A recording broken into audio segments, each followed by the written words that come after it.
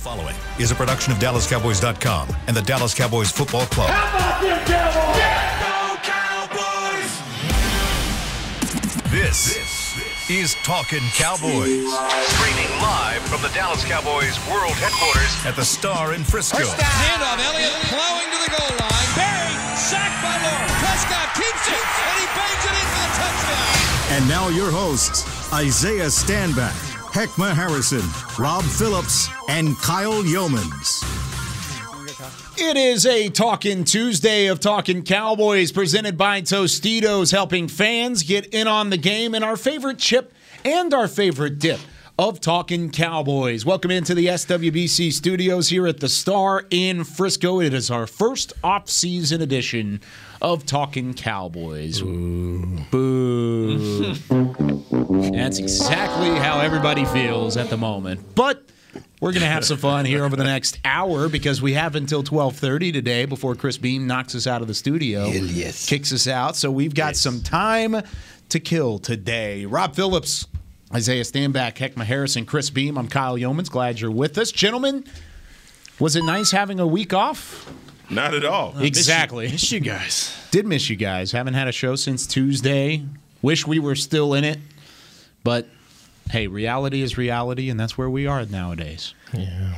Anybody have the real reality is the show just before us. That's the reality. the draft show? Mm-hmm. When that starts up, you know it's church. Yep, that's when it happens. And draft show started up today, but we do have Talking Cowboys every Tuesday throughout the offseason from 11 a.m. Central Time to 12:30 Central Time. So, Talking Cowboys. Heckma, did you have the heart to watch some football this weekend? Yeah, of course. Yeah. Yeah, man. I'm not going to miss it a second. Man, and what a weekend of football it was. Yeah. I'm still basking in the afterglow of Sunday's games. That Kansas City-Buffalo game was absolutely incredible. Amazing, yeah. It's just – Best game you ever seen? No, I wouldn't say that's the best game I've ever seen. It's up there, though. It's up there for me. I would say, yeah, for me. It In was the conversation. It was for me.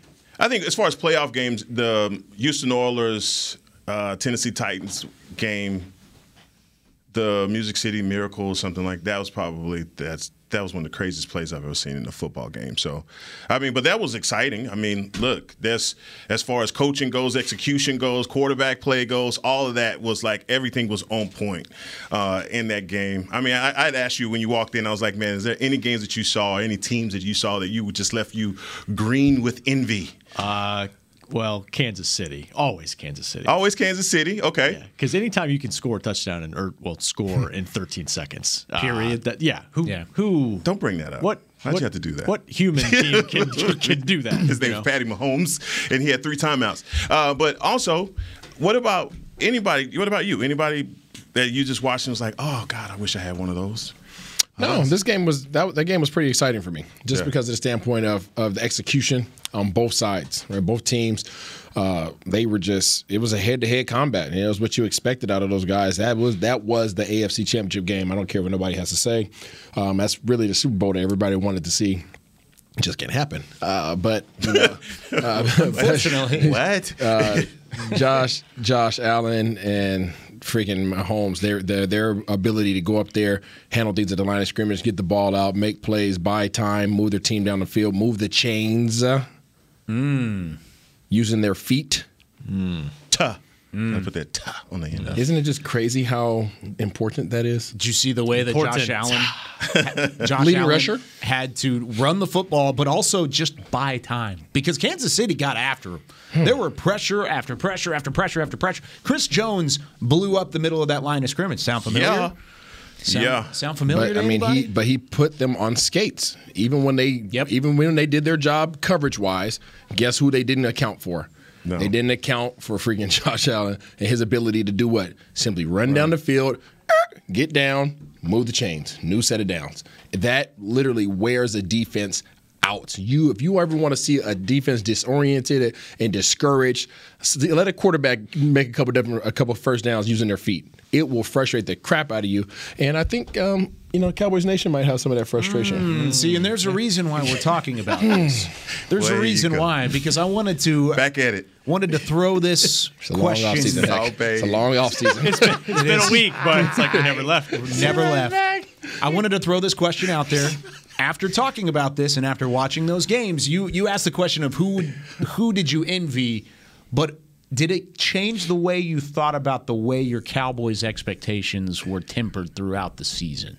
That's my biggest thing, because I looked at it, and I'm not going to lie, I was as out of the cake as anybody this season with the Cowboys, and I still am. I still think this team, talented-wise, could have done similar things to what you saw this past weekend. But, man, the execution, like you said, the quarterback play, the way that things kind of worked out, and still the Bills lost, it made me look at the Cowboys and really say, maybe we weren't as close. What do you guys think about the coordinators? What do you mean? Just from the display of coordinators between Bieniemy and I don't even know who calls the plays for Buffalo, but it was great. I mean, to me that game was, and like the Green Bay 49er game, you could say the weather affected a lot of that stuff. Yeah, sure, but that was next level in terms of execution.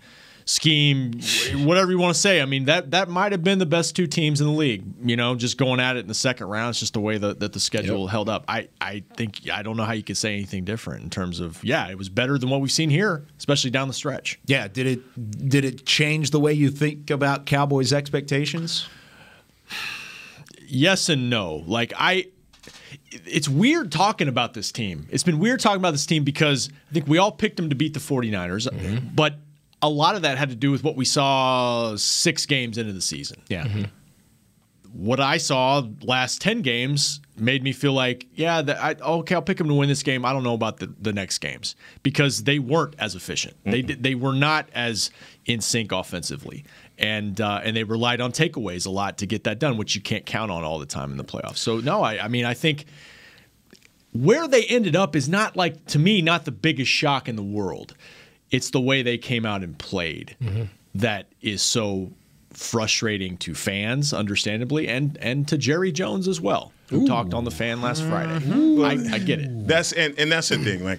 When I asked the question about being green with Ivy, and you talk about the coordinators, all of that goes hand in hand of seeing coordinators like Eric Bieniemy in the game that he called was masterful in that last 13 seconds. Point taken, Isaiah. But for me, it was a young guy in Joe Burrow who had a horrible offensive line. Oh, awful. Who was sacked 9 times. But that boy kept delivering the bacon. I mean, he stood in there and he made throw after throw after throw. And obviously, if you have a receiver like Jamar Chase, that sure makes it a hell of a lot easier. Does it? Yeah, it does. Yeah, it does. They get him the ball? They got him the ball, but Jamar Chase, let's just be fair. Jamar Chase is a whole different specimen of wide receiver. Isn't that what Amari Cooper and CeeDee Lamb are supposed to be, though? Oof. Okay, let's just would you confuse Jamar Chase with CeeDee Lamb or Amari Cooper? Different styles. Different styles, both all dominant. Would you not put them all in the dominant category? They have the talent to be dominant. Yeah. But only one of those 3. We only have 1 year. We only have 1 year of Jamar Chase, and so I'm just basing it off of what he did in 1 year. I just hadn't either of those guys done what he did. So I just want to peel this back here. Just come on. So here Jamar Chase is dominant. Would we all agree? Yes, dominant absolutely. this year. This year, that's all we've seen. Dominant. Look at the touchdowns. Amari Cooper, CeeDee Lamb are beneath Jamar Chase. Is that what we're stating? I'm saying if we this have year, absolutely. Yeah, if we have cars on the, we have cars that we're looking at. I mean, there's Ferrari, Porsche, there's whatever the top up. That's what Jamar. So Jamar Chase is a Lambo, and Coop and CD are kind of like I would start with Ferrari McLarens? and then go. Yeah. As I was coming downstairs, I was talking to Danny McCray. Don't you speak bad about McLaren. I love McLarens. Their home is now off, in Cabell, bro. Texas. I like McLarens. Hey, give me a shout out. I was talking to Danny McCray, who's if you check his Instagram, he looks like he's in the gym. He's getting ready for some type of race. He is getting ready. Yeah, it's unfortunate he's going to put all that work in for nothing. But we were talking about foot race, and he said I would like to see Jamar Chase and Tyreek Hill. No, you don't in a want to. race. No, Jamar Chase is fast. Tyreek is a cheetah. Yeah, but I think what you were saying, like different types of skills. Yes, those two guys have different types of speed. Absolutely, they're in a category of their own. However, what I wanted to highlight, and we've talked about this numerous times, is just the ability. And we've had this conversation. The ability of these offensive coordinators, that what they put on display this weekend, to get their playmakers the ball. Yep. That's what I'm talking about. When you ask that question, Rob P., when you ask that question, Kyle, that's what goes into my head. No other team, and the debate comes in conversation in terms of, hey, well, you can't just force feed your guys, because if you force feed your guys, then you can stall out your offense and you don't get the other guys the ball. These other teams aren't having that issue at all. Green Bay lost the ball, but who do they make sure got the ball? Devontae Adams. He almost caught almost every pass from them, right? Okay. We go to Cincinnati. Who got the ball? Jamar. They're number one, correct? Mm-hmm. Okay, let's go to L.A., the Rams. Who got the ball? Cooper Kupp. Cooper Kupp, no question about it. Who else played this weekend? The 49ers. Who's their guy? Debo. Did they have any issue getting him the ball? No, running back and receiver. So this I can't comprehend. Now that the conversation is now coming up that Amari Cooper just wasn't on his game this year. Now all of a sudden there's controversy. Is he going to be on the team? Should he get traded? Is he getting paid too much? You didn't get him the ball.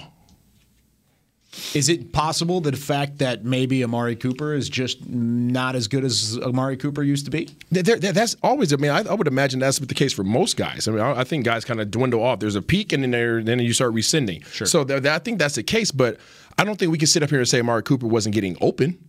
Yeah. That's a totally different conversation. Yeah. That's a totally different conversation. If he wasn't getting open, we can sit up here and stand on a hill all day long and say, "Hey, Coop's not the same. Coop, you're not the same as you used to be. Hey, you're not justified to get paid this much. Maybe we need to trade you away, cap space, all that kind of stuff." That's not the conversation. The conversation simply is one-sided and saying they didn't get him the ball, but every other team that has a number one gets their guy the ball without compromising their offense.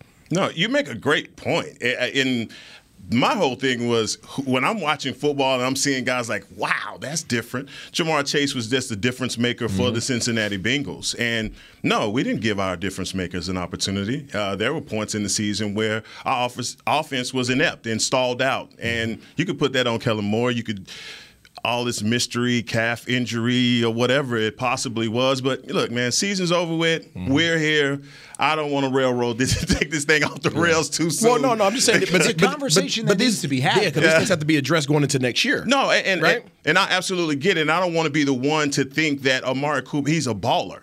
I see CeeDee Lamb, he's a baller. I'm not looking at these other guys and saying, oh, our guys just can't pull this off. I know they can. Yeah. But I've gotten accustomed to our coordinator not calling plays specifically for guys, but scheming plays that he thinks will work in games. I've already said it. Is he calling plays for players or is he calling plays? Which one is it? It's definitely the second one. Right. So, I mean, look, I'm hitting my head up against cement to try and make this thing change, and it's not. I mean, and this is the way our coordinators work. But you look around the league, you're making a great point.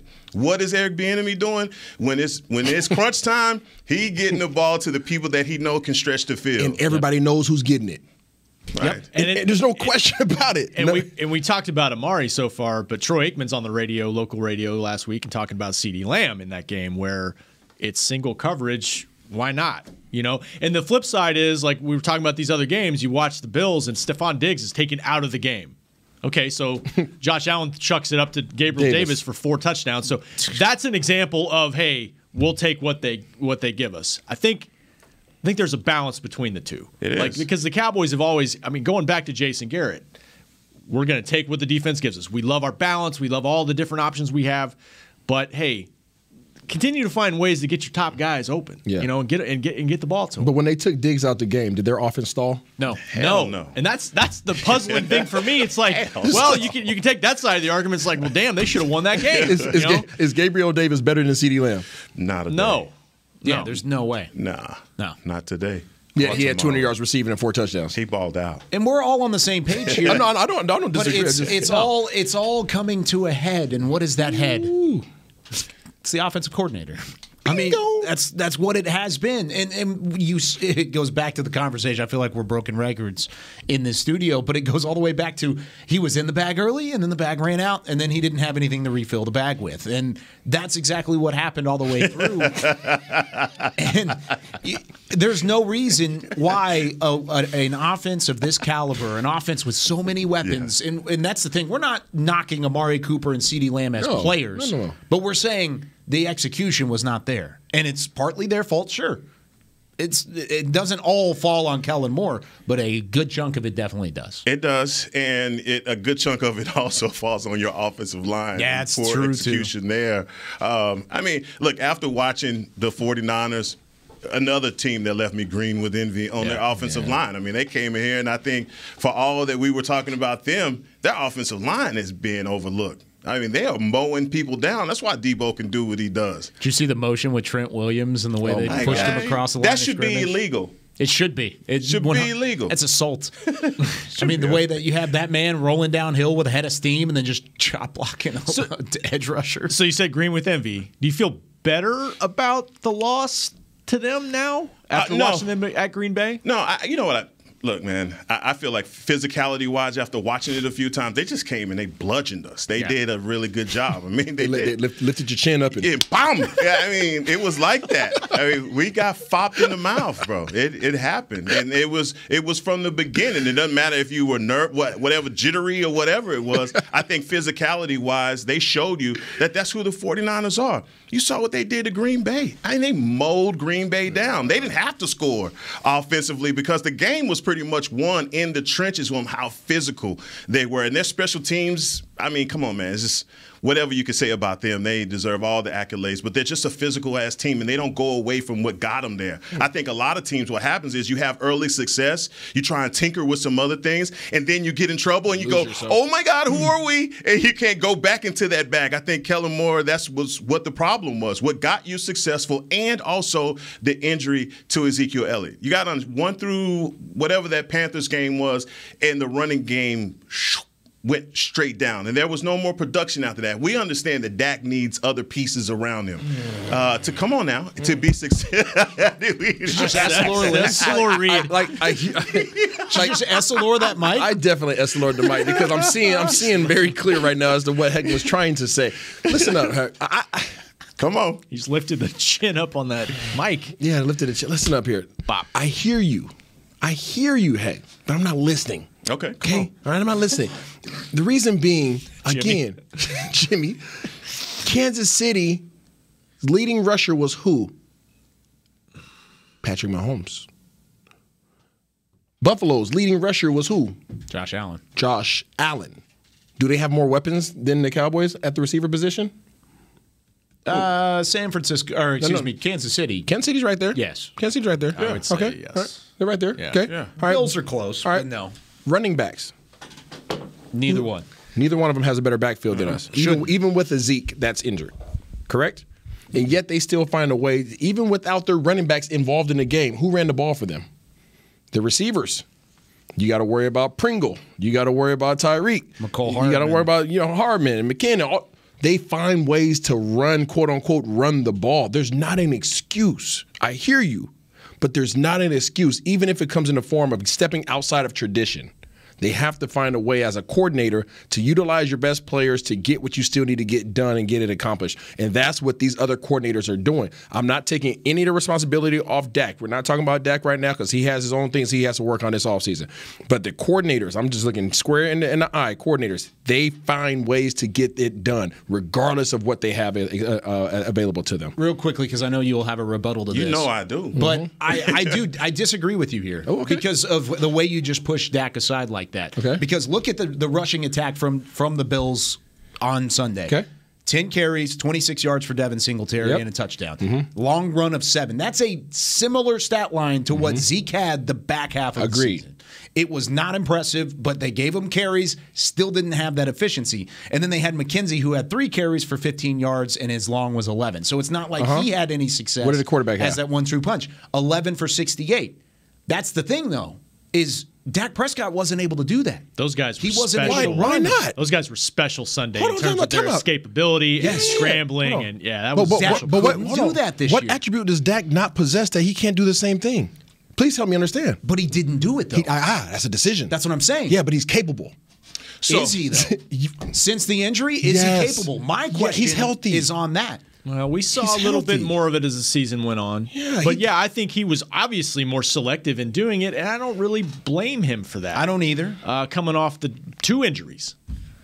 I mean, look, he was trying to get through the season and get to that point, playoffs. I mean, he was. And he talked about it. Like, there's a time and a place to do it. He did more of it late. So I think he's still capable of doing it, but I think maybe we're expecting too much from a guy coming off that type of injury to just be the same scrambler that he was. That's my thing. You're saying when it's not cutting time, do what you do. Do what if you gotta if do. you got You're if you not- got to run it, and if the running game is hurting, then be the difference. All right, but the 2 quarterbacks that you're talking about are Different. Whoa, slow down. Hold on, Jim Shoes. Hold on. I'm just telling you, for Dak, what is in his secret sauce is a running game that completely disappeared in the middle of the season. The running back that we're talking about that had the PCL, and also the second team running back that dealt with plantar, right? All of that, the running game just completely tanked. Kansas City has so many other things that they can go to. What else do we have once our running game goes away? What? Because at that point, your rhythm is gone. Teams that can pin their ears back and come after you because of where your offensive line is. I know where this is going. Heck, he just read the stats of their what do you backfield. mean? He just read the stats of their backfield. The difference is there's no invisible force field for Josh Allen and Mahomes. You're saying the quarterback making the difference. You're doggone right. When there's That's no what I'm run saying. game, if they want to cover, I'm taking the first down. I am taking it, sliding, getting my butt up, walking back to the huddle. First down, move the chains. Correct. That's what those guys did. They took the bull by the horns and said, "Screw this doggone bull. I'm moving my team forward, regardless of what I'm comfortable doing." Well, he did do that to some extent against San Francisco. He led them in rushing in the game. Absolutely, he did. That game. When he wasn't getting.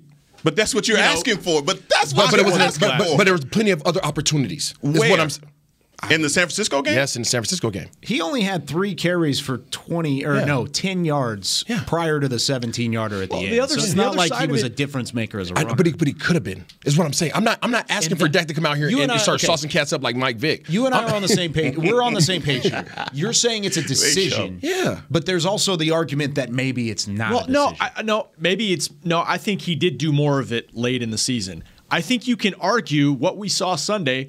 Mahomes and Allen are better at doing that than Dak. I mean, that they are more dynamic scramblers. They than have Dak been from the Prescott. beginning. But doesn't mean he can't do it. It doesn't mean maybe next year or another year removed from that injury, maybe we won't see more of that. I don't know. But I think that was less of his game this year, coming off the injury. No question about it. But you want him to see him do more of that? I want to see him move the chains by any means necessary. I have a tattoo on me that says "by any means necessary." You own one this morning. No, What's I'm that just. doing? I'm all about. I don't like. I try man, to take all excuses away. There are plenty of opportunities for Dak to move these chains. He did. There were plenty of opportunities for Kellen Moore. But you were calling for that for the beginning of the season. You damn right. You've been saying You that damn since right. the beginning Move of the the season. chains. I'm not asking you to run nobody over. But why don't you think he did it? There's an invisible force field. Star Wars. What? It was like he made the decision. It was a decision not to run. He made the decision not to run. The whole field, booty butt naked open, right? Everybody's covered. And he's like, who's still down there? Who's still down there? But there's a Just reason take it. for that. I can't put my finger on it because I'm not Dak. But all I can see is that there's an invisible force field. I know that he didn't utilize his feet the way he could have to help the team, the way he could have. And Kellen Moore didn't do him any favors by not getting his other guys involved in fly sweeps and reverse, whatever Bieniemy's doing, go watch his film. He figures it out. Mm-hmm. Another added element to this that both Buffalo and Kansas City have, and I'm going to take it to break off of this because I think we'll all kind of agree with this, is the fact that they had an added element to help Josh Allen and help Patrick Mahomes run the football, and that was a sturdy offensive line for the most part. Those two guys. Maybe not Joe Burrow and Kansas and Cincinnati. That's a different story. But the offensive lines from Buffalo and Kansas City are phenomenal up front. And they allowed those guys to move downfield by holding their blocks longer than Dallas had throughout the latter half of the season with their offensive lines. It's one of the biggest things I got to look at this offseason. Absolutely. So when we come back, let's talk about that a little bit. There's some coaching rumors around Dan Quinn and company. What's the latest on that? And who are some of the priority free agents that the Cowboys need to look at? And where's the position of need for the Cowboys when we return with more Talkin' Cowboys? There's nothing as unique as our eyes, which is why Essilor pioneers ways to make lenses as unique as you. Varilux for super sharp vision, Essential Blue for protection, and Crizal for freedom from glare. 3 cutting-edge solutions in a single unique lens. So whatever your needs, insist on Essilor. Visit your local Essilor experts and find the perfect lens for you. See more, do more, Essilor. New Dr. Pepper Zero Sugar. You deserve it. I do deserve that. You deserve decadent flavor without sugar. And a day at the beach without sand getting everywhere. And a relaxing bath that your children don't interrupt. I deserve all that? It's really just a visual metaphor for Dr. Pepper Zero Sugar. Everything you want, nothing you don't. A visual metaphor on the radio. I do deserve that. Dr. Pepper Zero Sugar. The zero you deserve is finally here. At AT&T, everyone, new and existing customers, get our best deals on every smartphone. Why? Because you deserve it. For turning your living room into your office and your gym. For teaching Grandma how to video call. And teaching her again. It's the button on your left, Nana. Okay, your other left. It's not complicated. Everyone deserves something new. So AT&T is giving everyone, new and existing customers, our best deals with every unlimited plan on every smartphone, even the latest ones. AT&T may temporarily slow data speeds if the network is busy. Restrictions and exceptions may apply. Hi, I'm Clint Tillison with... And I'm Jay Novacek. And we're both with... United Ag and Turf, the official tractor provider of the Dallas Cowboys. So, if you need a tractor to bale some hay, a mower to cut some grass, or a gator to get some chores done... Get a John Deere at United Ag and Turf. And then, let's get to work. Hey, Jay, that's my line. Well, not today. Get to work with a John Deere tractor package that's just right for you and your budget. Visit UnitedAgAndTurf.com. Back to Talkin' Cowboys. It's a great people, great pay replay here on Talkin' Cowboys. You've heard it already that Jason Witten has joined the Caliber Collision team. I'll take that now. You can join him to do great work with great people for great pay and apply right now at jobs@caliber.com. That's jobs@caliber.com. Show the people. Show the people. Yeah, show it on the, Show the people. We finally did it. It happened. Off-season Show how thin it is. You got to show the thin changes. profile. Please show the thin profile. Oh, dude. The people need to see how thin it is. Extra thin. Do you check your back pocket to make sure you have your wallet? Look at that. Oh, my gosh. So It's aerodynamic. I just feel my back aligning back into place. You feel quicker. Your L4 and L5. Yeah. Just, Who needs spine feels good. Who needs a chiropractor whenever you've got a wallet change nice, like man. that? Thank you That's again. Sleek, of course. I guess That's that the means first thing my chiropractor says: get rid of the big Get rid of wallet. in the back pocket. Yeah. maybe I guess now I'm the one that has the biggest wallet because I've got a fat stack. Yeah. Wow. No, not of money. No, you said it. Don't take it back. Don't stop backpedal. it. No, No, pretty damn no cocky, if you ask Trayvon me. Diggs. No, We're not no. Trayvon Diggs. We're doggone Ezekiel Elliott. You go forward. No backpedaling. You said you got a fat stack in your back pocket. That's what you Fat just said. stack of gift cards because that's all I live Beamer, off of. clip that. No, I got a fat stop stack. I got a fat Quick. stack. Chill. Frat boy You guys Friday. chill. Bro. Gracious. Slow that down. Fat Tap the brakes. I've got a fat. Sorry, Kyle. You did it to yourself, bro. Bro. Thank you for that, Jim. That just happened. Da-na-na, da-na-na. Yeah, I walked right into that one. That's okay. ESPN the Ocho. All right. Rob, ESPN the Ocho. All the references flying around in this room are unbelievable. Defensive coordinator Dan Quinn. Yeah. Will he be the defensive coordinator next year? It's a great question. I wouldn't rule it out because if I'm him, like he may very well have options here. It might be Denver. It might be more than one team that really wants to hire him. if I'm him, is there a quarterback on that team where I feel like I can go win as a head coach next year? Mm-hmm. And if you don't feel that way, maybe you run it back here with some of the young talent you've got on this defense, and there'll be more jobs potentially next year. I totally would not rule it out completely, but it sure seems like he's very interested in being a head coach again in 2022. He has interviewed in 5 different places that we know of, and reportedly a second interview with Denver coming, the GM who he once worked with. So there's a lot of smoke there, but I wouldn't say it's 100% that he's gone. So that's good. That makes me excited to hear 100%. I know you're on the bandwagon of you think he likes being here as a coordinator. Has that changed over the last couple of weeks? I believe that Dan Quinn is fully comfortable being here as a coordinator. However, I think there are 2 opportunities that are available that will be intriguing to him.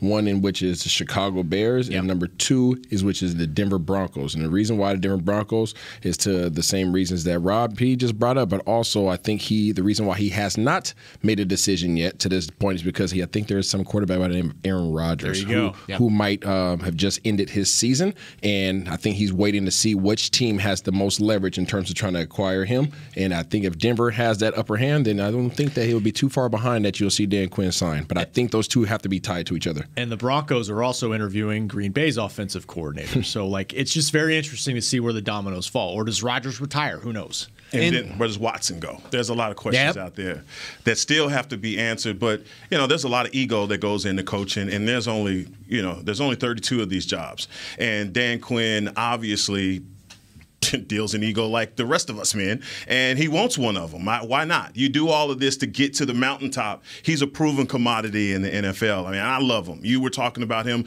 when he first got hired. I didn't, obviously, just knowing about him from afar and not understanding how culture changing he is as a coach.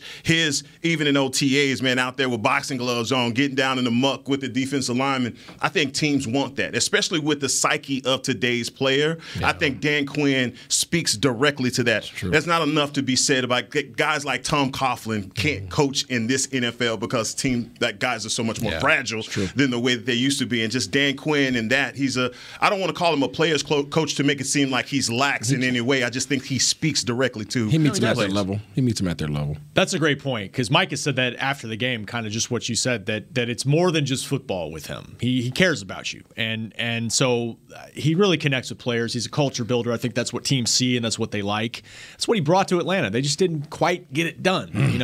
He should have a Super Bowl ring. He really should. One more thing I want to say about that, though. If he goes to Denver, let's just say that happens. That's 6 games against Pat Mahomes, Justin Herbert, and Derek Carr. Whew. So they have some talent on defense, man. We saw it here firsthand, but you need a quarterback in this league. That's the biggest takeaway I took from this past weekend of games. Especially in the AFC. Yeah. And a lot of people think that Denver is a quarterback away from being a legitimate roster again anyways, because of how good that defense is and because of some of the weapons, the young guys that they have on the offensive side. But with Dan Quinn, I agree with you. I think the quarterback situation is certainly what's most intriguing, because right now you look at the pool of candidates. I mean, look at Doug Peterson, Jim Caldwell, Kellen Moore is in that list. I mean, he's been interviewed by 4 or 5 teams already. Byron Leftwich, Todd Bowles, all these names that are out there. Dan Quinn's toward the top of that list, if not the top of that list, because of what he did as the defensive coordinator here. So he may have those options, and he has an opportunity to be picky. So maybe he's picky enough to say, none of these intrigue me. I'm going to come back here for another year, because he does have a good situation in Dallas. But if he were to leave, how much concern does that have for you on this defense with some of the added youth and the talent that you have on that side of the ball? Man, I just feel like he has to strike while the iron is hot, and he's hot right now in his position. I don't think that, obviously, being here in Dallas and the digs that you got here is not a bad deal. Sure. And also, having one of the premier defenders in the league to coach for the next however long is another thing. I think this defense, obviously, if you go to last year to this year, night and day. And it definitely night and day with the personnel that you brought on. And that made the bigger difference also. But I just believe that I believe in Dan Quinn. I believe in what he's brought to the system. But to Dallas, but I just don't believe that he's going to be here. I know. And my question was, how hard is he to replace with the pieces that he has put in place now? But I guess we don't know until we get there. But I think when you have a coach like George Edwards, you have other guys that are on your staff. You have 29 coaches or 28 coaches after McAdoo is left. I think you have coaches on staff that also help that. So I don't know if it's as impossible as you think it is, or you have to go out and bring in, just for a name, a Zimmer or someone like that. You don't have to go out and reach. I think you have someone on staff that can help you. Maybe Joe Witt Jr.? That's what I was thinking of. Yeah, because he's worked with Dan. Similar scheme, foundations there. Great coach, players like him, respect him. Regardless, though, Isaiah, man, like from a personnel standpoint, whoever's running this defense, we talked about offensive free agents. There's a lot of guys on defense that the depth, as it stands right now, is not what it would be this past season at linebacker, on defensive line. Obviously, Randy Gregory's a priority in the secondary as well. They're going to have to get creative in restocking this defense and trying to re-sign guys, but might be having to go elsewhere for other guys. And why would guys sign back to Dallas? What would be the number one reason why guys would re-up here on the defensive side of the ball? Because you think you're close and he's here? Yeah, if Dan Quinn's here. That second part. Dan Quinn here. Even if Dan Quinn's not here to play with Trayvon Diggs and Micah Parsons, I would throw that into the mix. Players would want to play with them. I'm not saying that they wouldn't. I'm not saying that that's enough to bring them back. Dan Quinn, the defensive coordinator, who's going to put you in position to make the most plays? Who's going to put you in a position to have the best defense? Now, if I'm J-Ron Curse, I go wherever Dan Quinn goes. I'm in his back pocket. I'm lint. I am lint in his pocket. I didn't even mention him. Yeah, and like you go from being kind of a special teams guy, start a few games in your career, to the leading tackler on the Dallas Cowboys. I walk into that office in your back pocket, bro. Hi there, Mr. Quinn. I will be there every step of the way. Yeah, so I bring that up because the reality is Dallas is in a bad position right now. That position that they figure that they might find themselves in, but now that a quarter of the league's head coaching positions are available. Literally, think about that. There's eight spots available, okay? And you know that those spots won't be available for at least another couple years. So and there's probably another quarter, if not more than that, in the league that those positions just won't become available just because those coaches are just that enthralled into their organization. So there's, to your point, right, striking while the iron's hot, there's a high probability that he's probably gone just because of when's the next opportunity that I will have. The ability for the Dallas Cowboys to bring back all these free agents, right? All these unrestricted guys, the majority of them are on the defensive side of the ball. Because a lot of guys were on one-year deals or whatever it may have been. Those guys are going to be sitting back waiting, saying, "Where's Dan gone? Where's Quinn go? Where's DQ? Where's he at?" All right, and as soon as he signs, "Hey, DQ, you got room for your boy? Yeah. You remember what I did for you last year?" Look at KZ and Neal. It's exactly what they did when he signed from Atlanta. Absolutely. So now you have that many more guys that are going to want to piggyback and hop in your backpack. So you start talking about some of these defensive coordinators. Zimmer, his personality doesn't match this team. It just doesn't. You got somebody like Dan Quinn right now. You see positive, creative, engaging, uplifting, all those kind of things, exciting, high energy. And then you try to bring in a Zimmer. It's different. We start talking about culture, it just doesn't match. So there's only so many of those guys. So I was saying the ability to bring those guys back, they're all going to be waiting in the wings to find out where Dan Quinn is going, much like Dan Quinn's probably waiting to see where's Aaron Rodgers going. Has anyone started the argument with Dan Quinn that his success in the NFC East was because of the horribleness of the offenses that he went against? No, don't do that. No. I'm just asking. If we win in the NFC East and we're saying that we're playing against B team players, can we not use the same argument against the defensive coordinator? Yes, you could. Okay, but then you have to factor in his track record. No, I'm talking about what he got fired mid-season from one team, came here, and now he's a top commodity. I'm just asking, do those things go into the equation as well? There are guys that have coached like Zimmer that you're talking about that's had success as a coordinator. You can't take that away from him. So how do you factor in that? I would throw into that argument the only thing I would want to bring up as well is even in the losses against big teams. Did the defense play well in Kansas City?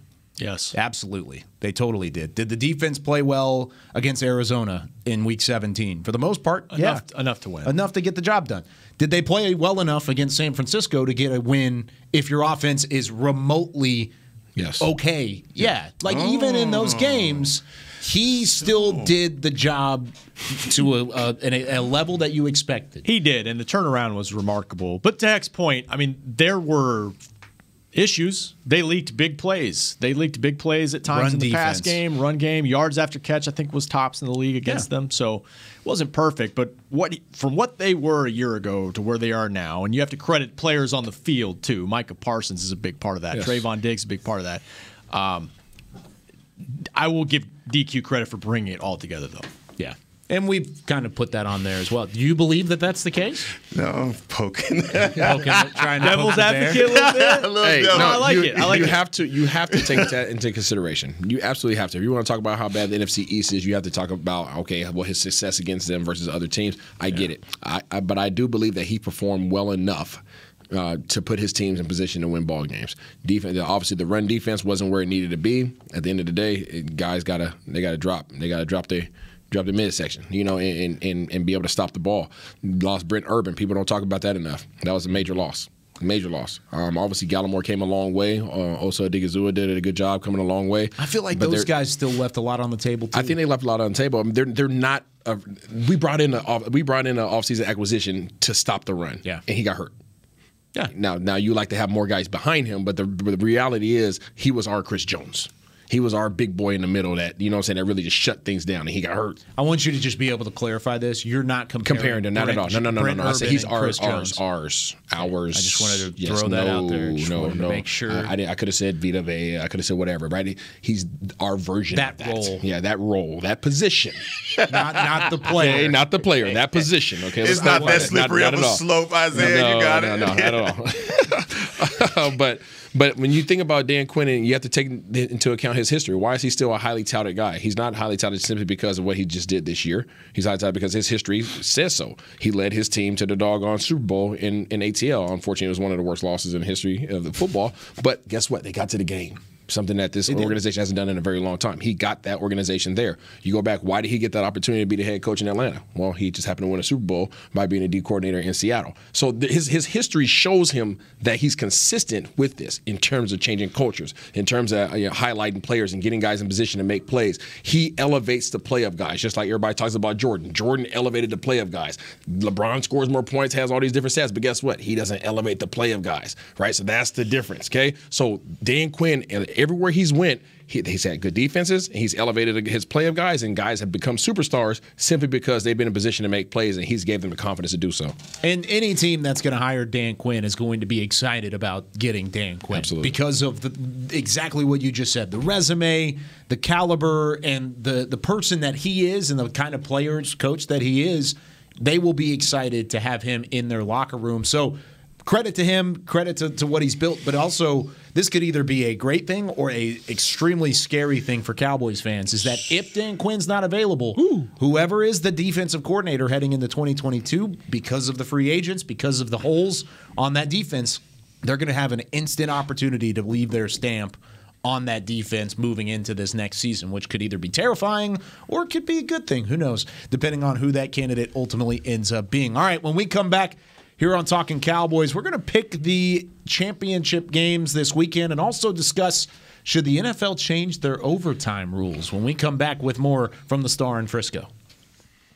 Want to use what the pros use? How about the official men's skincare brand of the Dallas Cowboys, Jack Black? Right now you can get the Jack Black Starter, a curated collection of Cowboys locker room favorites for just $10 with free shipping. The starter includes 4 Jack Black skincare favorites plus a full-sized intense therapy lip balm. Go to getjackblack.com/Cowboys and use the code word TEAMJB. That's getjackblack.com/Cowboys. The Jack Black Starter, $10, free shipping. At AT&T, everyone, new and existing customers, get our best deals on every smartphone. Why? Because you deserve it. For turning your living room into your office and your gym. For teaching Grandma how to video call. And teaching her again. It's the button on your left, Nana. Okay, your other left. It's not complicated. Everyone deserves something new. So AT&T is giving everyone, new and existing customers, our best deals with every unlimited plan on every smartphone, even the latest ones. AT&T may temporarily slow data speeds if the network is busy. Restrictions and exceptions may apply. The Cowboys way, where 16 Hall of Famers and 5 championships shows us what success looks like. Where turkey is always the second best part of Thanksgiving Day. where we are all defined by one single thing, the star. Where we as fans know it's our job to keep the tradition going. Bank of America is proud to be the official bank of the Dallas Cowboys and to support the quest of living life the Cowboys way. Copyright 2020, Bank of America Corporation. Before there was a draft, you could size up a cowboy by 3 simple factors: the crease in his hat, the bend of his brim, and his unbending attitude. A man's Stetson didn't just protect him from what life threw at him, it projected a rugged, unstoppable spirit. Stetson hats are still American-made with pride right here in Texas. They're still the unofficial crown of all self-respecting cowboys, and Stetson is proud to be on the field with America's team. Find a retailer nearest you at stetson.com/cowboys. Back to Talkin' Cowboys. Whether you're watching from home or you're cheering in the stands, with Essilor lenses, you can see every exciting play. Book an appointment at your local Essilor experts and see what Essilor can do for you. See more, do more, Essilor on Talkin' Cowboys. What was that? I went Star Trek on you. I went Star Trek. Star Trek? Star Trek. You don't remember? Jordy? Come on. Really? Yeah. It's the black dude from Reading Rainbow. Yeah, that's right. Now, Kyle just said, "What's Robbie? I'm gonna need you to brush up, okay? Black History Month starts next week. I need you to brush up, man. All right, you're right. No, February 1st, you got to do regular. I might have to brush up on that too, but You got it. I'll do it. It's part of it. I got part of it. It took one episode into the offseason of Reading Rainbow being a reference. I was just being nice. I don't know. Did you see the light bulb? Come on, dude. I don't know reading. Yeah, you don't know Reading Rainbow. You don't know when I was a kid. Like I vaguely remember Reading Rainbow. LeVar Burton. Anything. The name's familiar. Take a look. It's in a book. Wow. Reading Rainbow. Yeah, I know. Yeah. Wow. Yeah. You don't remember the glasses from Star Trek? Man, I'm not a Star It was Trek a guy. thing. I'm It not a was Star a Trek thing. guy. When he took them off. Yeah. Are you a Star Wars guy? No. Oh, so you're just not a No, sci-fi. is that a- I was is going that to a go to Roots, sponsor? but I'm not Don't going do that. Don't do that. Don't you bring out Toby. Don't do it. Don't What do did it. you say? We're not there. Nothing. We're not there. Nothing You got at least at another all. week before you bring that up. At least another week. At least. Next Wednesday. That's when you're allowed to do it. Next Wednesday. Next Wednesday, February 1st, you're allowed. Oh, Jesus. Oh, goodness. Welcome back to Talking Cowboys. Hope you're having fun. Presented by Tostitos. Heckma Harrison, Isaiah Stanback, Rob Phillips, Chris Beam. I'm Kyle Yeomans. Having some fun here. Hey, it's nice to smile again. Fudge. Good to smile. What? Good to smile again. All right. Should the overtime rules be changed in the NFL? That's a huge topic of conversation. Now, Oh, man. the Cowboys haven't necessarily fallen victim to this, but certainly the Bills did this past weekend. I felt so bad for Josh Allen. He never got a shot. He didn't get a and that's shot. really kind of the conversation. The single game of the Chiefs and the Bills shouldn't be enough to change the rule. However, the changing of the rule should be the fact that 10 out of 11 teams that have won the coin toss have won the football game throughout the season. Or I can't remember exactly when the. What did it used to be? It used to be sudden death. Whoever scored. Yeah. Field goal wins it. Yeah. So they have tried to adjust They've it. adjusted it, but it's still not enough. It's still not giving both teams an equal opportunity. But at that point, like, when does it end? I was going to say, don't you think TV probably factors into this a little bit? Absolutely. In the regular season, yes. And I don't really – I'm okay with if you wanted a compromise of just keeping the regular season the same and then the postseason it at least allows an opportunity for a team to get back and forth. But, again, it goes into the question of when does it stop. Let's just say this. The Kansas City game was the only game that you saw that you said, man, they need to change the rules because it was an instant classic that you did not want to see stop. Yes. But it has to stop. It's like I tell my kids, the rules are the rules for a reason, and that's why we have them. But I understand, like we're trying to make pro football into college football, and if the scheme is going to change to more of a college football, let's do the same thing with pro football. What if they did that? What if they put on the 25 and just go? That would actually be awesome. I love college football See overtime. what I mean? That's what I'm saying. That's what everybody is clamoring for. But so let's do it. Here's Put the ball on the 50-yard line like the XFL and just freaking go at it. Just have fun. That's the thing that I want to talk about, though, is because you mentioned at some point it's got to end. Rules are rules. That's fine. But why is a coin toss deciding 10 out of 11 games? That's the biggest. It takes no skill whatsoever to walk up and say, heads. Oh, we got it. Let's win this football game. Well, to be fair, call is tails, by the way, because it never fails. I agree completely. To be fair, I mean, you still got to go. You still have to go out there and play defense, right? I mean, if you kick a field goal and then you get the ball back and you go out there and score a touchdown, game's over. You win. So I think that the overtime rules are actually relatively good. It's just that when you face these explosive offenses like that, it just sucks. And you're gassed at the end. And you're gassed. Both of those defenses. They laid it out. Done. What would you submit to change? Would you go the full 15 minutes and then what? What if it's still tied? I liked that idea that had been thrown out. I was trying to find the list. There was a bunch of them. But yeah, play 10 minutes. Play a quarter. It's the closest thing to real football to try and decide a winner. That's my thing. I mean, look at soccer. Soccer does it that way, and soccer's not perfect either with the penalty kicks and whatever that they have going on. But soccer is a 2-hour game. No commercials, a 10-minute halftime, and it's a lot more TV friendly. It's the reason why I didn't play soccer.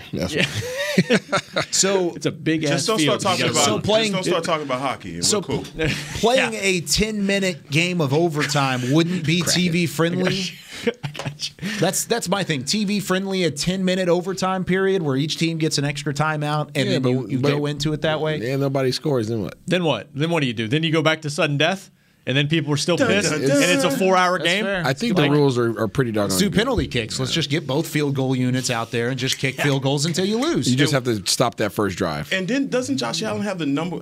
Buffalo Bills, are they the number one? What are they on the defense? They were last year. They were the number one. Leslie Frazier? Yeah. Leslie Frazier? Number one defense, yeah. No doubt. Hey, just squib kick the ball. So give it to Mahomes at the 25. Mahomie. Yeah. With no time off the clock. So that's where they messed up. My opinion. Don't I agree. give him. You that didn't want to give him a chance. short field either, though. Who was returning? If it's a squib, it doesn't really matter, right? But hell, it don't. If you do it, Hell, it don't. Hell, it don't. You kick it to the wrong person, he will squib it to the house. Who's old boy from McCann City back in the day before Tyreek Hill? Oh God, I can't think of his name, but yeah, Who was he, Robert? It was Tyreek Hill before Tyreek Hill. I know he went to Florida State. Yeah, the return man. Can't think of his name for nothing. Somebody got to know it. Yeah, I know exactly. Beamer, you know who it is. not Peter Warwick. No, before Peter Warwick. No, he was cold-blooded. He was nasty. Anyways, you get somebody like him, or even if it was Tyreek Hill back. Yes, Dante Hall. You get somebody like that the ball, or Tyreek. I don't know if Tyreek might have been back there returning the kick. I mean, you see what he did on the punt return. Oh my gosh. Yeah. I don't know. So you guys would not change the overtime rules. You think it's a domino? It just sucks. It's a snowball that goes all the way through. Your defense has to just step up in that first series and hold them to a field goal. That's all you can ask. That's all you can ask is your defense. Just don't let these boys score, and that's a lot to ask. That's my one thing though. Is this day and age, offenses rule. That's the case. Teams win games off of offenses until they don't get an opportunity. Okay, well, I guess you could change it and say both teams get a chance. Both teams get a possession, and then it's sudden death. But I guess you could do that. Yeah. They already tried to adjust it once, so I really don't have that much of a problem with it. Remember when it they sucks had for to Josh adjust Allen. the first time. Huh? They adjusted the first time because the Saints beat the Vikings. I remember it was Brett Favre that was sitting on the sideline watching the Saints win the game with a field goal. Yeah. Then they changed the rule.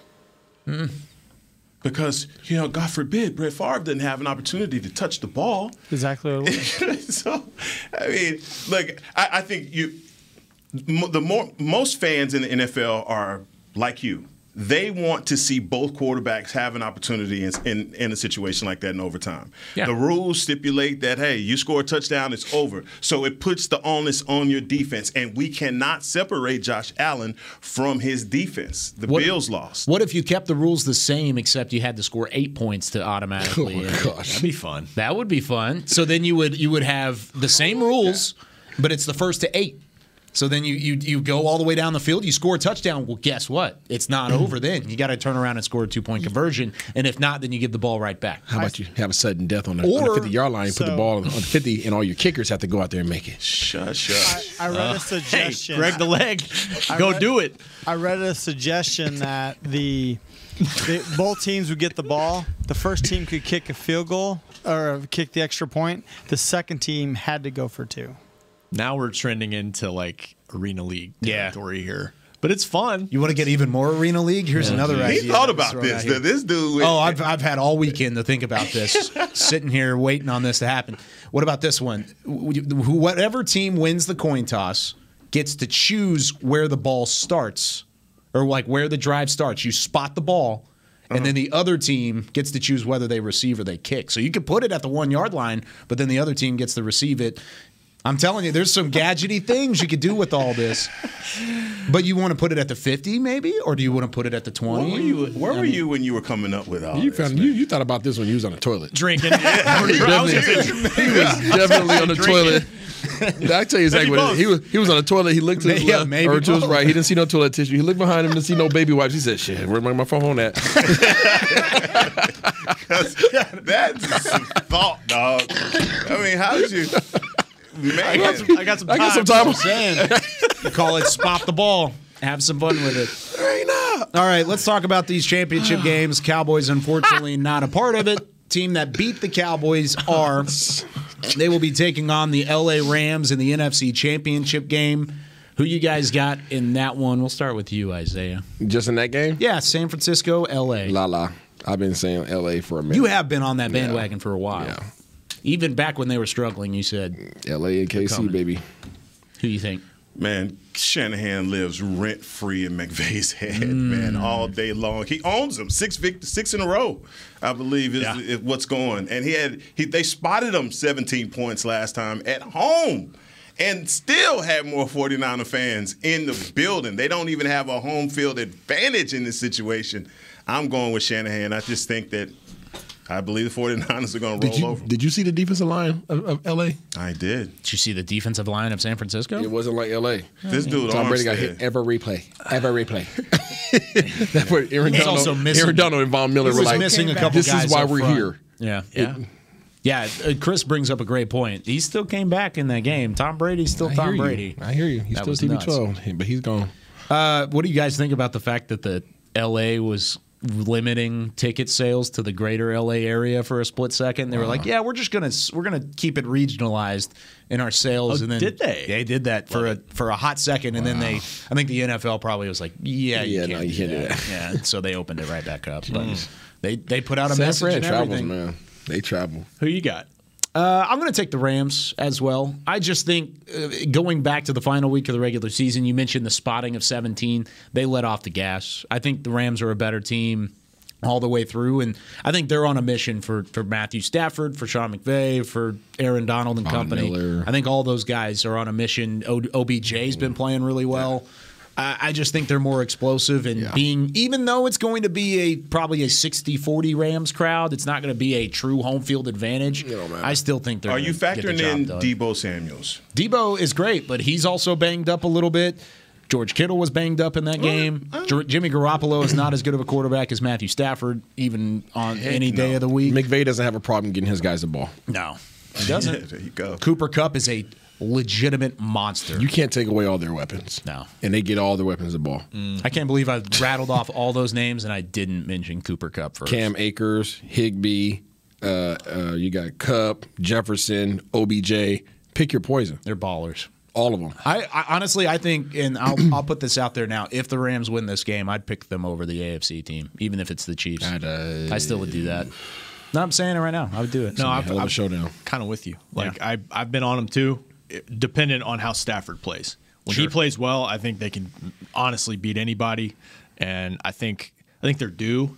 I think they're due to win this game, but heck could be right because we very well may look at it next week and say the 49ers were this year's team that got hot at the right time and surprised everybody. People compare them to your Giants. They do have that formula, and that's honestly what the Bucs did last year. Beat them up. I agree. I mean, I get you to a certain point, but I just think LA traded away their entire future kids to acquire all these players, and this is why they did it. They truly have everything. If Stafford doesn't give the ball away. If he doesn't get the ball away. Or they're dropping balls or fumbling balls. So who are you picking? I'm picking the Rams. Picking the Rams too. Okay, what about the AFC? Bengals and the Chiefs. Give me them redheads. Yeah, I'm taking the Chiefs all the way. I think they're on a mission again too. Yeah, Chris Jones is going to show up in this game. But What? There's a twinge in there. I saw it. Well, no, not really. I think he was just thinking. Yeah, a little bit. I mean, you can't discount what Joey Burrow is doing right now. He's awesome. But him and Jamar Chase both. But Heck mentioned the 9 sacks, and I just think back to when the Cowboys went up there and Chris Jones just wrecked the game. I just think it ends here. Great run for Cincy. Fantastic. Of my childhood, the Ickey Woods and Jerry Rice in the Super Bowl. I mean, first Super Bowl I remember. Yeah, we're about the same age, right? Yeah. No, I'm definitely older. Okay, but that's the first game I remember. Yeah, I mean, but that would be good. I mean, I'm not going to be crazy here. And the last time I said that, Cincinnati won. Oh, pick them. They're not beating KC, bro. Pick them. You were different on the NFC, but they beat Kansas City already 3 weeks ago. They beat them in the regular season. Yes, that's what's up. Wasn't a fluke either. That's what's up. In the regular season, Cincinnati. I think I'm gonna put 2 on the 10 on this one. Oh. I'm gonna pick the catch-up boys. I ain't doing. Oh yeah, you switched it. Lee Corso, that whole thing. Oh man. Well, that's gonna do it for us here on Talkin' Cowboys. A great note to end on. Hope you enjoy the week of football. We're right there with you, Cowboys Nation. We wish the Cowboys were a part of it as well. But we will still love to watch some football this weekend, and we'll have some fun to talk about it next week here on Talkin' Cowboys. Back next Tuesday at 11:30 Central Time. For Chris Beam, Rob Phillips, Isaiah Stanback, Heckma Harrison, I'm Kyle Yeoman saying so long. See you next time on Talkin' Cowboys. This has been a production of DallasCowboys.com and the Dallas Cowboys Football Club. How about this, Cowboys? Yeah!